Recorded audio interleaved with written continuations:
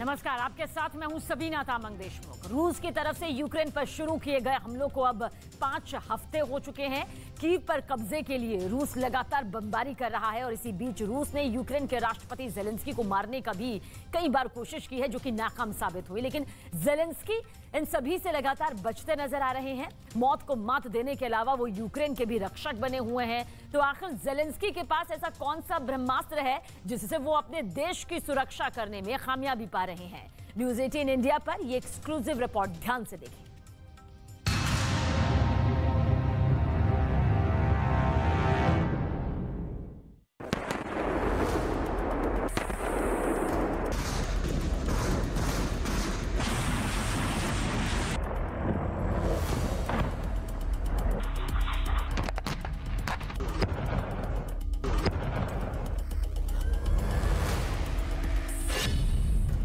या रात, यूक्रेन पर बम और मिसाइलों की बरसात हो रही है।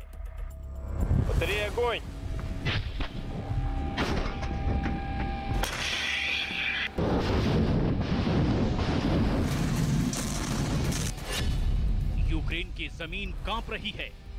आसमान धुआं-धुआं हो चुका है।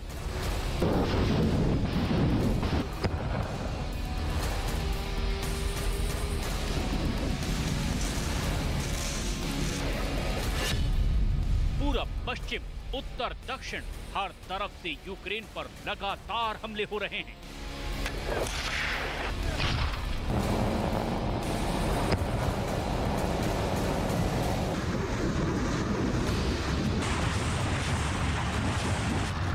रूस ने जिस इरादे से यूक्रेन पर हमला किया था, अब रूस उसके बेहद करीब पहुंचता नजर आ रहा है। पुतिन की सेना ने यूक्रेन की राजधानी की पहले घेराबंदी की और फिर हमलों को और बढ़ा दिया।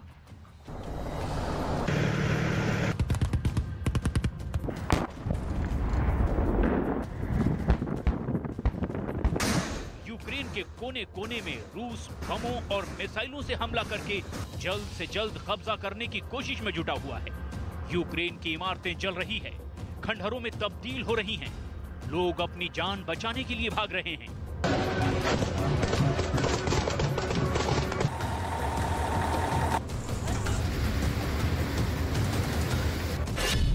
तो अब पुतिन के पंजे से जेलेंस्की को कौन बचाएगा?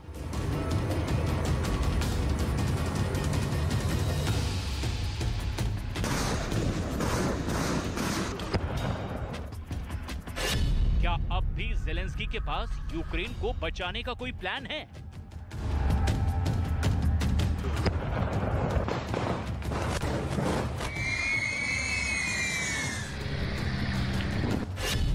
क्या जेलेंस्की के पास पुतिन के खिलाफ कोई ब्रह्मास्त्र है?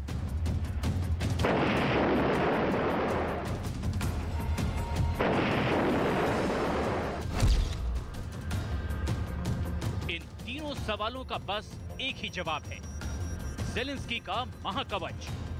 एक ऐसा रक्षक जिसके अंदर से यूक्रेन के राष्ट्रपति व्लादिमीर जेलेंस्की यूक्रेन के खिलाफ युद्ध पर दिन के 24 घंटे या कहें कि सेकंड दर सेकंड नजर बनाए हुए हैं।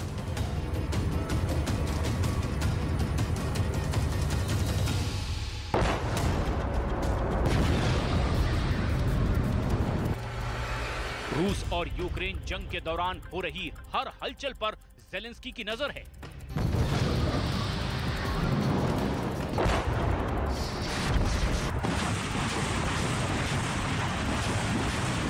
रूसी सेना के एक-एक मूवमेंट पर खास ब्रह्मास्त्र या कहें कि महाकवच आंख गड़ाए हुए है।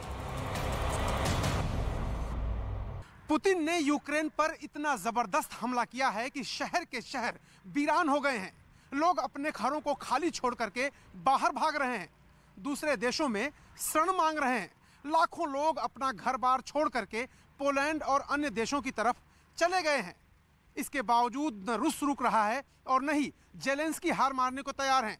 पुतिन को लगता था कि अपनी बर्बादी देखकर जेलेंस्की सरेंडर कर देंगे, लेकिन जेलेंस्की के लिए वहां की सेना ने एक ऐसा महाकवच बनाया है जहां से बैठकर वो अपने सेना की रणनीति तैयार कर रहे हैं और पुतिन को बराबर की टक्कर भी दे रहे हैं। जेलेंस्की का महाकवच।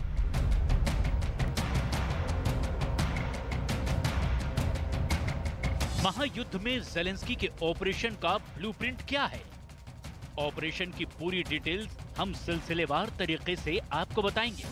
उससे पहले ज़ेलेंस्की के उस महाकवच को देखिए जिसकी वजह से ज़ेलेंस्की ने पुतिन के सामने झुकने से इनकार कर दिया है।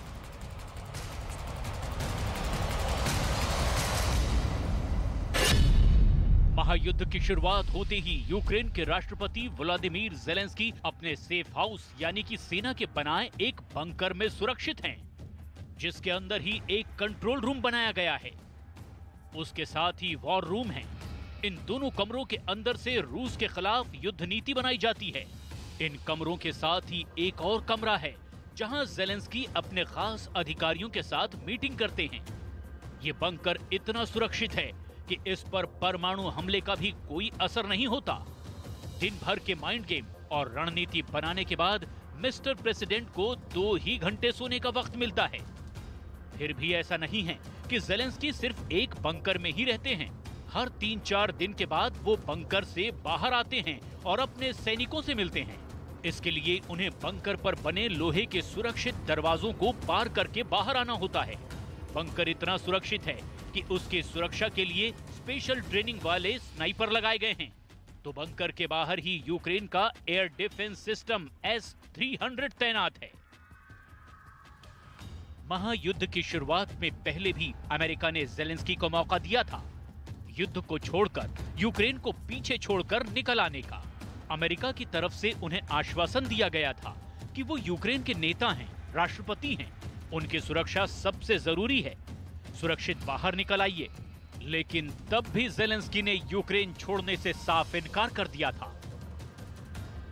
Шановні громадяни України, сьогодні вранці президент Путін оголосив проведення спеціальної військової операції на Донбасі. Росія здійснила удари по нашій військовій інфраструктурі та по нашим прикордонникам, прикордонним загонам в багатьох містах України. इसी बंकर के अंदर से व्लादिमीर ज़ेलेंस्की अपने सैनिकों का हौसला बढ़ाने में लगे रहे और तो और उन्होंने खुद हथियार उठा लिया।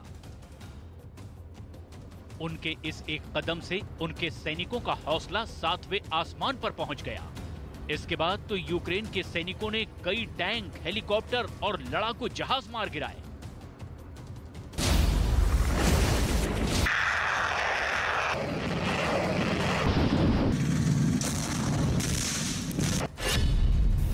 यूक्रेन की सेना ने दावा किया कि उसने अब तक रूस के 17,800 सैनिकों को मार दिया है।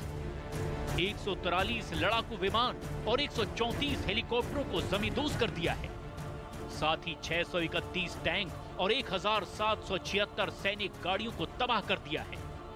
इसके अलावा 54 रॉकेट सिस्टम और 100 एयर डिफेंस सिस्टम को भी बर्बाद कर दिया है। इसके अलावा यूक्रेन पर नजर रखने वाले और तबाही मचाने वाले 87 रूसी ड्रोन भी यूक्रेन के शिकार बन चुके हैं। और इतना ही नहीं, यूक्रेन के राष्ट्रपति व्लादिमीर ज़ेलेंस्की रूस को बंकर के बाहर आकर सेल्फी के जरिए चुनौती देते दिखाई दिए, क्योंकि ये सेल्फी सबूत हैं कि ज़ेलेंस्की कहीं भागे नहीं हैं। अपने सबसे ताजा वीडियो में ज़ेलेंस्की सामने आए और अपने राष्ट्र को संदेश दिया कि वो कीव में ही हैं और काम पर लगे हैं। Виганяють окупантів з продуктових магазинів, коли російські військові намагаються знайти собі їжу. Це не воїни над державою. Це розгублені діти. यूक्रेन की तरफ से दावा किया गया कि इस वजह से ही रूस की तरफ से ज़ेलेंस्की के भागने का प्रोपेगेंडा फैलाया जाता है। और अब ज़ेलेंस्की की इसी बंकर वाली बहादुरी को रूस ने उनकी चालाकी बताया है। यूनाइटेड नेशन में रूस के राजनयिक अलेक्जेंडर अलीमोव ने दावा किया कि ज़ेलेंस्की अपनी जगह छिपाने के लिए वीडियो एडिटिंग का सहारा ले रहे हैं। अपनी इसी बात को साबित करने के लिए उन्होंने एक वीडियो सोशल मीडिया पर शेयर किया। वीडियो में एक लड़की हरे रंग के बैकग्राउंड के आगे खड़े होकर अपने पीछे की जगह को रिमोट से बदल देती। ये बिल्कुल उसी तरह का बैकग्राउंड है जैसा कि यूक्रेन का राष्ट्रपति भवन है और जहां से ज़ेलेंस्की अक्सर अपने वीडियो संदेश देते हैं। इस वीडियो के जरिए ये दिखाने की कोशिश की गई कि ज़ेलेंस्की ने दुनिया को गुमराह किया। रूस के राजनयिक का दावा है कि यूक्रेन के राष्ट्रपति ये नहीं बताना चाहते कि वो कहां हैं, यानी एक तरह से वो अपना ठिकाना छिपा रहे हैं।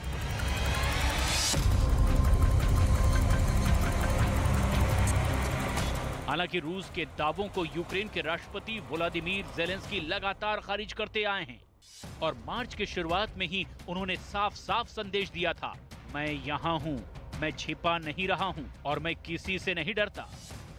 Я залишаюсь тут, залишаюсь у Києві, на Банковій, не ховаючись і нікого не боюсь, стільки, скільки потрібно, щоб перемогти у цій нашій вітчизняній війні. यूक्रेन के राष्ट्रपति जेलेंस्की की पूरी दुनिया में तारीफ हो रही है। वो दुनिया की कई संसद को संबोधित कर चुके हैं। दुनिया भर के लोग उनकी तारीफ कर रहे हैं, उनके लिए तालियां बजा रहे हैं। इसकी वजह है कि वो पुतिन के सामने सीना तान कर खड़े हैं। दुनिया के कई मुल्क यूक्रेन के लोगों के लिए सहायता भेज रहे हैं, दवाइयां भेज रहे हैं और खाना भेज रहे हैं, अपने देशों में शरण दे रहे हैं। इसके पीछे जो सबसे बड़ी वजह है वो जेलेंस्की का जोश है, जो पुतिन के सामने हार मानने को कतई तैयार नहीं है। महायुद्ध अब शहरों में दिखाई दे रहा है, गली गली गोलियों का शोर है। कभी रूस कहता है कि उसके कब्जे में कई शहर हैं, तो यूक्रेन दावा करता है कि उसकी सेना का जोर है। यूक्रेन और रूसी सेना के बीच शहर शहर शह और मात का खेल लगातार जारी है।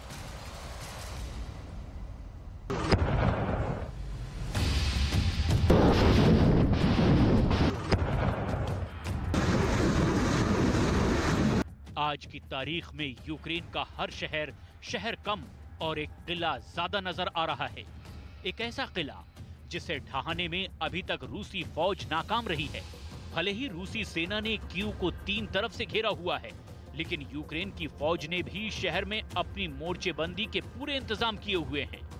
शहर की सड़कों, चौराहों और गलियों में चारों तरफ बंकर और उसमें मुस्तैदी से कीव की हिफाजत के लिए तैनात यूक्रेन के फौजी नजर आ रहे हैं।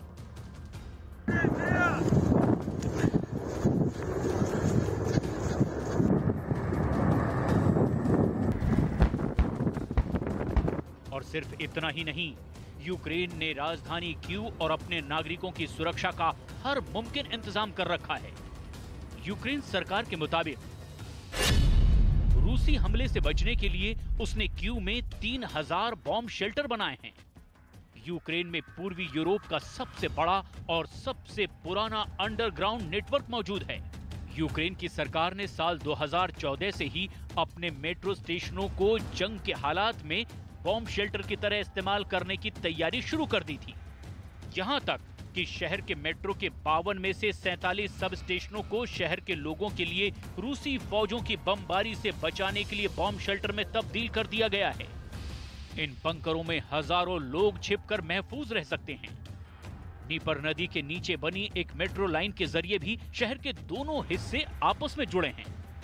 कीव में सबसे पहला मेट्रो सबवे 1960 में तैयार कर दिया गया था। І сьогодні ще більше, ніж вчора. Наші хлопці і дівчата, усі захисники України, не дали ворогу реалізувати оперативний замисел вторгнення у перший день. Українці демонструють справжній героїзм.